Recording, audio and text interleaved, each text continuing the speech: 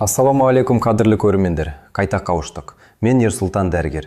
Бүгінгі әңгімеміз ерлер мен әйелдер үшін өте қызықты, әрі өте маңызды тақырыпқа арналған.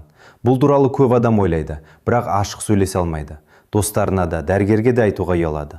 Ал мен сізге шынайы, ғылыми негізделген, ашық ақпарат бергім келеді.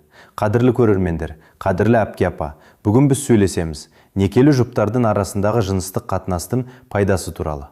Көп адам осы туралы білмейді. Некелі жұптардың арасындағы жақындық ол тек рахат сезім емес. Ол нағыз дәрі. Ол денсаулықтың құпия қайнары. Ол өмірді ұзартатын керемет нәрсе. Мен сізге бүгін 5 негізгі пайданы айтайын. 5 пайда. Олар ғалымдар дәлелдеген, зерттеулер көрсеткен, мыңдаған дәрігер мойындаған шындық. Бұл туралы біздің атамыз, әжеміз де білген. Бекер айтпаған. Тату жұп, ұзақ өмірлі деп. Бұл даналық. Қазір ғалымдар бұған ғылыми негіз тапты.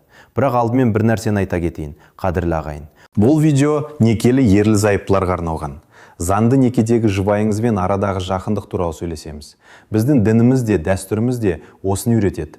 Жұбайымен жақсы қарым-қатынаста болу – ол сауап, ол отбасының берекесі, ол баланың бақыты. Сондықтан бұл туралы ашық сөйлесу ұят емес, керісінше пайдалы. Тағы бір нәрсе. Көп ер адам жасы ұлғайған сайын осы тақырыптан алыстайды. Жасым келді ғой, бітті деп ойлайды. Қадірлі көрермендер, бұл қате ой. Жасы ұлғайған сайын дұрыс қатынас одан да маңызды болады. Ол сізді жасартады, денсаулығыңызды сақтайды, жұбайыңызбен жақын ұстайды. Сондықтан жастарға ғана қатысты деп ойламаңыз. Бұл әр жасқа қатысты тақырып. Сондықтан өтінем, бүгінгі видеоны бастан аяқ көріңіз. Әр сөзді сіңіріңіз, ғылыми дәлелдерді естіңіз. Мүмкін бұл видео сіздің қарым-қатынасыңызды жаңартады. Жұбайыңызбен қайта жақын болуға себеп болады. Денсаулығыңызды жақсартады. Алдымен бір маңызды нәрсені түсіндіріп алайық. Күнде деген сөз туралы. Көп бұл сөзді көргенде қайран қалады. Күнде дегенде, нағыз күн сайын ба? Бұл мүмкін емес дейді. Қадірлі ағайын, мен сізге айтайын. Мен бұл жерде қатаң ереже қойып отырған жоқпын. Күнде деген сөз, ол жиі деген мағынада. Әр жұптың өз ритмі бар. Біреуі күн сайын, екіншісі күн ара, үшіншісі аптасына 2-3 рет. Бәрі қалыпты. Маңыздысы тұрақты болуы. Ұзақ үзілістерсіз. Себебі осы тұрақты қарым-қатынас денсаулыққа пайда келтіреді. Жасы ұлғайған ерлерге арналған кеңес өз күшімізге қарай. Әр адамның денесі бөлек. Ешкімді еліктеуге тырыспаңыз. Өзіңізге ыңғайлы ритмді тағыңыз. Маңыздысы жұбайыңызбен жақын болуы, тұрақты болуы. Енді 5 негізгі пайдаға көшейік. Әрқайсысын жақсылап түсіндіріп беремін. Ғылыми дәлелдерді келтіремін. Сіздерге пайдалы болатынына сенімдімін. Бірінші пайда – жүректі сақтайды. Қадірлі ағайын, бұл ең маңызды пайда. Жақсылап тыңдаңыз. Ғалымдар көп жылдар бойы зерттеу жүргізді. Мыңдаған ер адамды бақылады. Нәтижесі таң қалдырды. Жұбайымен жиі жақын қарым-қатынаста болатын ерлерде инфаркт алу қаупі 2 есе аз. 2 есе. Бұл өте үлкен айырмашылық. Неге олай? Себебі қатынас ол дене үшін жаттығу. Шамалы, бірақ нағыз жаттығу. Жүрек соғуы жылдамдайды. Қан тамырлары кеңейеді. Бұлшықет жұмыс істейді. Бұл жүрек үшін пайдалы. Әрине ол ауыр спорттың орнын баспайды, бірақ қосымша пайда келтіреді. Тағы бір нәрсе. Қатынас кезінде дене арнайы заттар өндіреді. Олар қан тамырларын тазалайды, қанды сұйылтады, қан қысымын реттейді. Барлығы бірігіп, жүрекке пайда келтіреді. Ағылшын ғалымдары арнайы зерттеу жүргізген. Ерлерді бақылаған 10 жыл бойы. Аптасына кем дегенде 2 рет қатынасы бар ерлерде жүрек ауруларынан өлу қаупі қатынасы аз ерлерге қарағанда жартысынан аз. Бұл сан таңғалдырмайды ма? Тағы бір қызық нәрсе. Қатынас кезінде дене эндорфин деп аталатын зат бөліп шығарады. Бұл табиғи дәрі. Стресс азайтады, қан қысымын түсіреді, жүрекке тыныштық береді. Қазіргі заманда көп ер адамда қан қысымы жоғары. Олар дәрі ішеді. Ал күн сайын немесе жиі қатынаста қысымды реттеуге көмектеседі. Бірақ есте сақтаңыз, қатынас жүрек ауруының дәрісінің орнын баспайды. Егер сізде жүрек ауруы бар болса, дәрігердің кеңесімен ғана белсенді өмір жасаңыз. Кейде дәрігер шектеу қояды. Оны тыңдау керек. Бірақ көп жағдайда дәрігер жұбайыңызбен жақын болыңыз. Бұл сізге пайдалы деп айтады. Тағы бір маңызды нәрсе. Жасы ұлғайған ерлерде кейде уайым болады. Қатынас кезінде жүрегім тоқтап қалады ма деп. Бұл өте сирек жағдай. Ғалымдардың зерттеуі бойынша миллион жұптан тек біреуінде ғана осы жағдай болады. Күнделікті өмірде жүрек ауруынан өлу қаупі одан көп. Сондықтан қорықпаңыз. Жұбайыңызбен жақын болу қауіпті емес, керісінше пайдалы. Мен сізге өз тәжірибемнен бір мысал айтайын. Менің кабинетіме бір 60 жасар ер адам келді. Жүрек ауруы бар. Дәрігер жыныстық қатынасты тоқтат, қауіпті деп айтыпты. Жұбайымен жақындықты тоқтатты. Бірнеше айдан кейін депрессияға ұшырады. Қысымы көтерілді. Денсаулығы нашарлады. Содан соң басқа дәрігерге барды. Ол қатынасты тоқтатпа, бірақ ыңғайлы қалпы тап, шаршатпа өзіңді деп кеңес берді. Қалпына келіп жұбайымен қайта жақын болды. Бір жылдан кейін қысымы қалыпқа келді. Көңіл-күйі көтерілді. Депрессиясы кетті. Бұл жақындықтың күші. Сондықтан қадірлі көрермендер, жүрегіңізді сақтағыңыз келсе, жұбайыңызбен жақын болыңыз, тұрақты түрде. Жасы ұлғайса да тоқтатпаңыз, бұл табиғи дәрі. Екінші пайда, стрессті азайтады және ұйқыны жақсартады.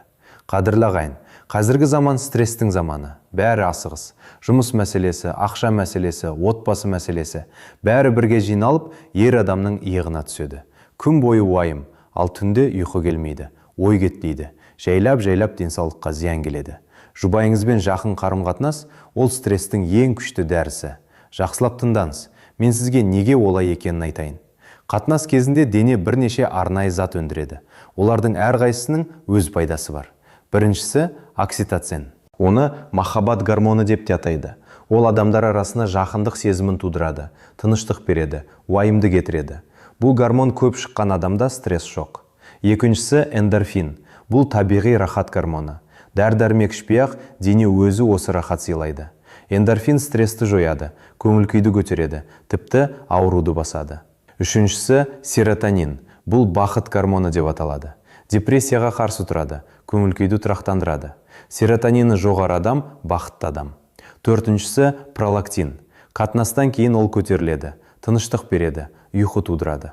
Көрдіңіз бе, қадірлі ағайын, бір қатынас бірнеше дәрінің орнын басады. Антидепрессанттың да, ұйықтататын дәрінің де, тыныштандыратын дәрінің де. Және ол табиғи, жанама әсері жоқ, ағзаға зиян емес, тек пайда.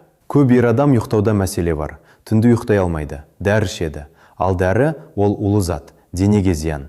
Ал жұбайыңызбен жақын болсаңыз, ұйқы өзі келеді. Терең, тыныш, демалу әкелетін ұйқы. Таңертең тұрғанда денеңіз балғын болады. Бір ағылшын ғалымы жұптарды зерттеген. Тұрақты қатынасы бар жұптардың ұйқысы 15-20% сапалы екенін анықтаған. Ұйқы ол денсаулықтың негізі. Жақсы ұйқы, жақсы денсаулық. Сондықтан ұйқыңыз бұзылса дәрі ішпеңіз. Алдымен жұбайыңызға назар аударыңыз. Тағы бір нәрсе айтайын. Стресс ол көптеген аурудың себебі. Стресстен қан қысымы көтеріледі. Стресстен ас қорыту бұзылады. Стресстен бас ауырады. Стресстен иммунитет төмендейді. Бір сөзбен айтсақ, стресстен бүкіл дене зардап шегеді. Ал жұбайыңызбен жақындық ол стрессті азайтудың ең тиімді тәсілі. Жоғарыда айтқан гормондар стресс гормонын, кортизолды басады. Денеде кортизол азайса, барлығы жақсарады. Қысым қалыпты болады, ас қорыту жақсарады, бас ауырмайды, иммунитет көтеріледі. Сондықтан, қадірлі көрермендер, стресспен күрескіңіз келсе, жұбайыңызбен қарым-қатынасты ұмытпаңыз. Бұл табиғи дәрі, тегін, жанама әсерсіз, тек пайдасы бар. Үшінші пайда иммунитетті күшейтеді. Қадірлі ағайын, бұл өте маңызды пайда. Әсіресе қыс мезгілінде, ауру маусымында, кәрі жасты адамдар үшін. Иммунитет деген ол сіздің денеңіздің қорғаушысы. Микробтар, вирустар, инфекциялар келгенде олардан денені қорғайтын күш. Иммунитет мықты болса, ауру тимейді. Иммунитет әлсіз болса, әр желден ауырасыз. Жасы ұлғайған сайын иммунитет әлсірей бастайды. Бұл табиғи. Сондықтан қарт ер адамдар көбірек ауырады. Тұмау, бронхит, өкпе қабынуы бәрі қарт адамдар үшін қауіпті. Сондықтан иммунитетті күшейту маңызды. Енді ғалымдардың зерттеуін айтайын. Америкалық ғалымдар екі топқа бөлген ерлерді.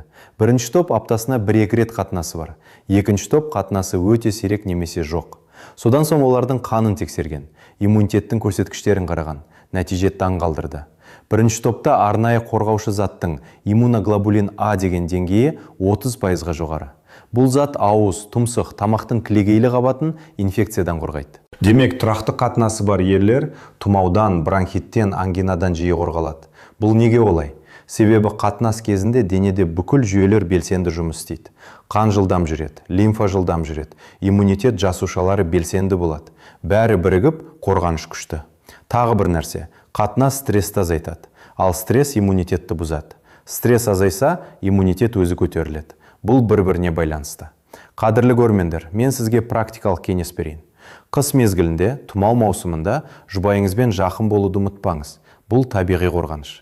Бұған қоса дәрумен жеңіз, бал, лимон ішіңіз, жаяу жүріңіз, бәрі бірге иммунитетті көтереді. Тағы бір қызық факт.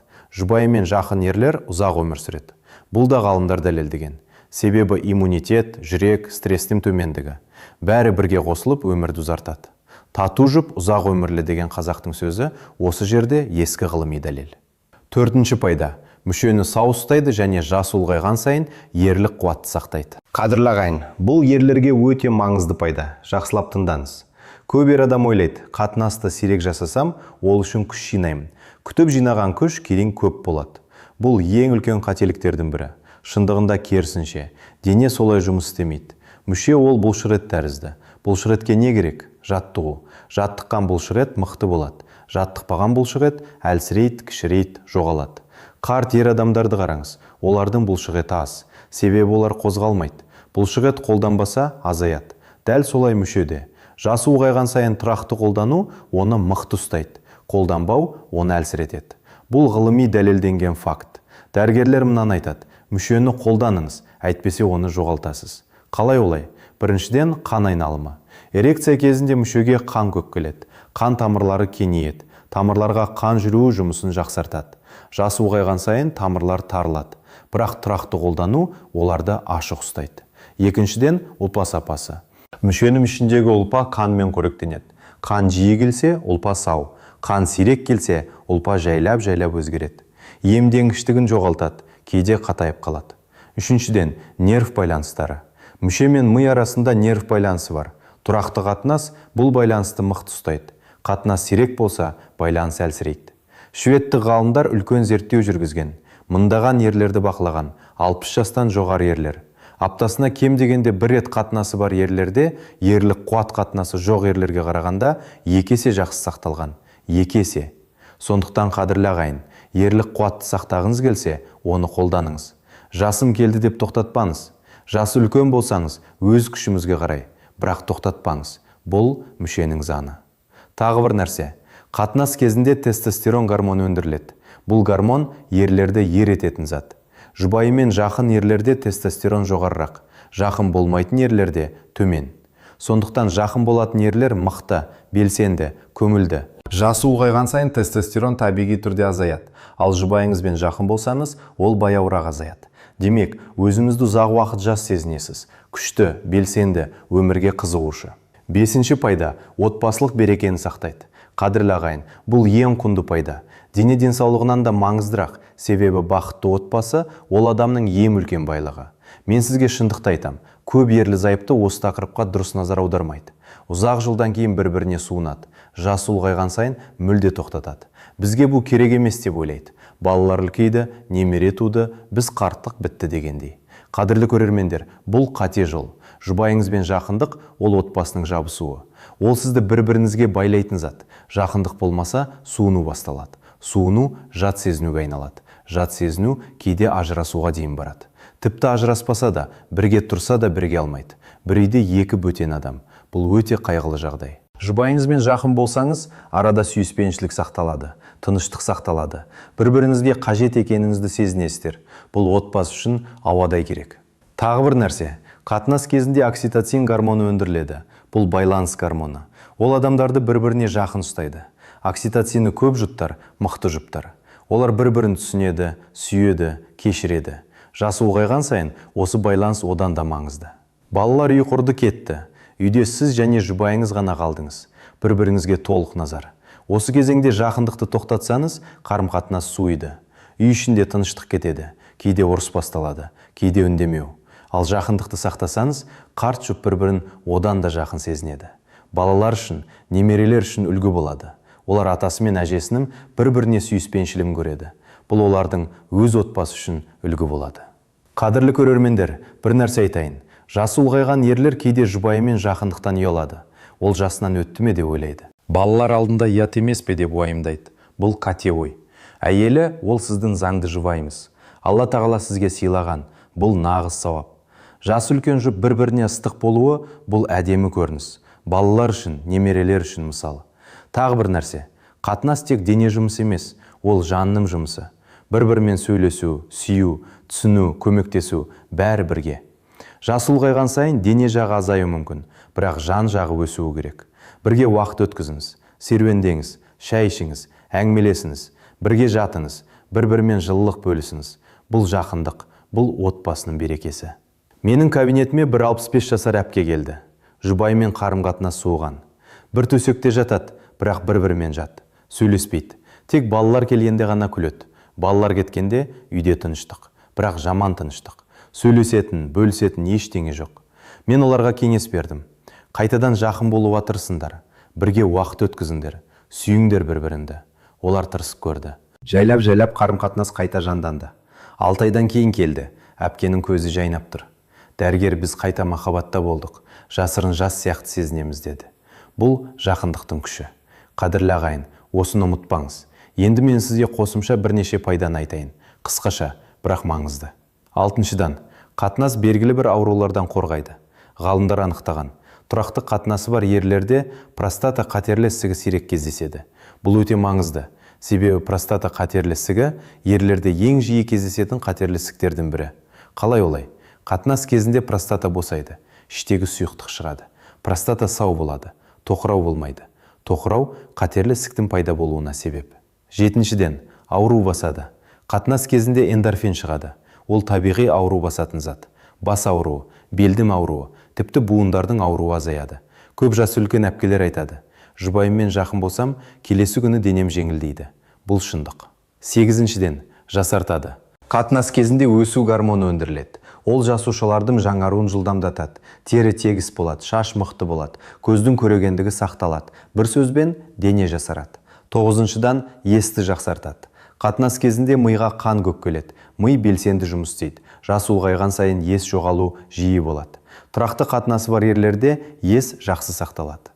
10-дан өзіне сенімді етеді. Жұбайымен жақын болатын ер адам өзіне сенімді. Ол өз ерлігін сезінеді, өз қажеттілігін сезінеді. Бұл психологиялық пайда өте маңызды. Енді мен сізге кейбір ескертулерді айтайын.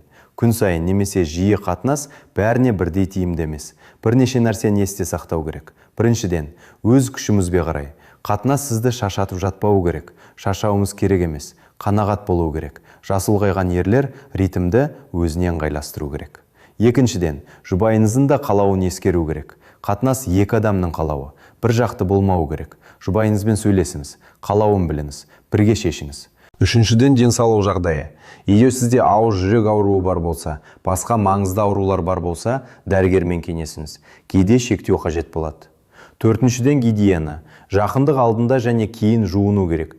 Бұл инфекциялардан қорғайды. 5-ден, қатынас тек дене емес. Бірге уақыт өткізу, сөйлесу, бір-біріне көңіл бөлу бәрі маңызды. Тек дене жағына назар аудармаңыз. Қадірлі көрермендер, енді мен бүгінгі видеоны қорытындылайын. Біз 5 негізгі пайданы айттық. Біріншісі, жүректі сақтайды. Жұбайымен жиі болатын ерлерде инфаркт қаупі 2 есе аз. Екіншісі, стрессті азайтады және ұйқыны жақсартады. Табиғи антидепрессант және ұйықтататын дәрі. 3-шісі, иммунитетті күшейтеді. Тұрақты қатынасы бар ерлерде иммунитет 30%-ға жоғары. 4-шісі, ерлік қуатты. Жасы ұлғайған сайын сақтайды. Мүше бұлшырет тәрізді, қолдану керек. 5-шісі, отбасылық берекені сақтайды. Жұбайыңызбен жақындық отбасының жабысқағы. Қосымша пайдалар да көп. Простатаны қорғайды, ауру басады, жасартады, есті жақсартады, өзіне сенім береді.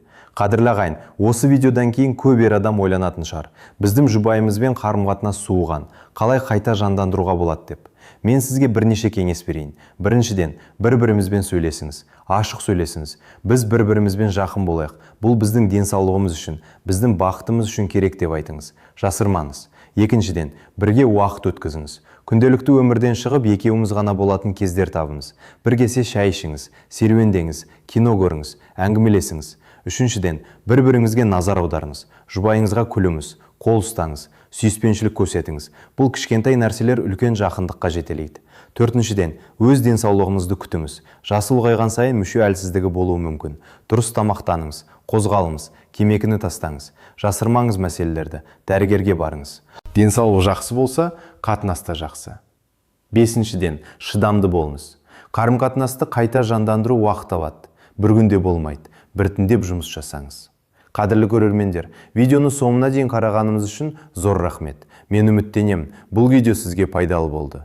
Жұбайыңызбен қарым-қатынасыңызды қайта ойлауға себеп болды. Есіңізде болсын, жұбайыңыз сіздің бағалы байлығыңыз. Алла тағала сізге сыйлаған, оны бағалаңыз, жақын болыңыз, махаббатта болыңыз. Бұл өміріңіздің ең құнды нәрсесі.